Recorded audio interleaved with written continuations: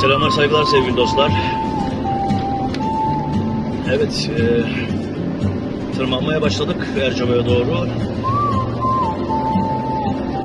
Herkese selamlar ve saygılar sevgili dostlar. Görüşmek üzere.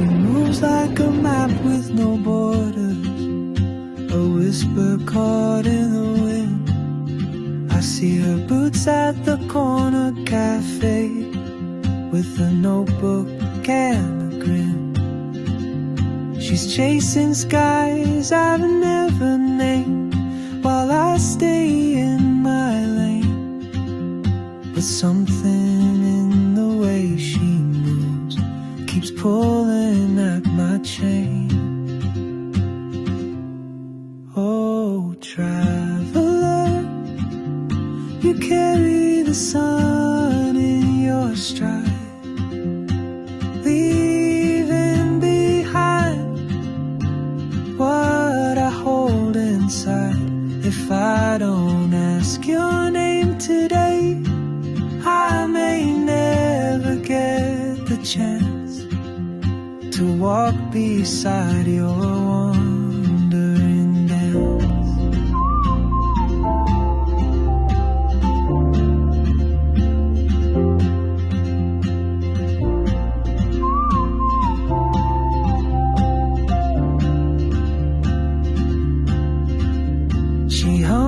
En önemli ve özel insanlar olduğunuzu bildiğimizden dolayı sizlere bu videoları sunmayı unutmayınız lütfen. She writes down cities on her wrist and dreams she'll never keep. I sip my coffee, miss my cue, still anchored by my fear. But time rolls on like open roads, and soon she won't be here. Sevgili dostlar, bir kampımız daha, 2025 yılına ait sonbahar kampımız daha. Eğrisiyle, doğrusuyla, güzeliyle, çirkiniyle, keyfiyle, huzuruyla, mutluluğuyla geride kaldı. 7, 8, 9 Kasım kampımız sona ermiş bulunmaktadır. Katılan, katılmayan herkese çok çok teşekkürler.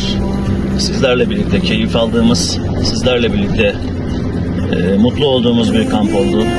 Etkinliğimiz yine her zamanki gibi başarılıydı, keyifliydi. Dediğimiz gibi herkese çok çok teşekkür ediyoruz. Sevgili dostum Rüzgar, sevgili dostum Gürkan ve bendeniz Hakan. Katılan katılmayan tüm dostlarımıza teşekkürlerimizi bir borç biliriz. Herkese saygı ve sevgilerimizi sunar.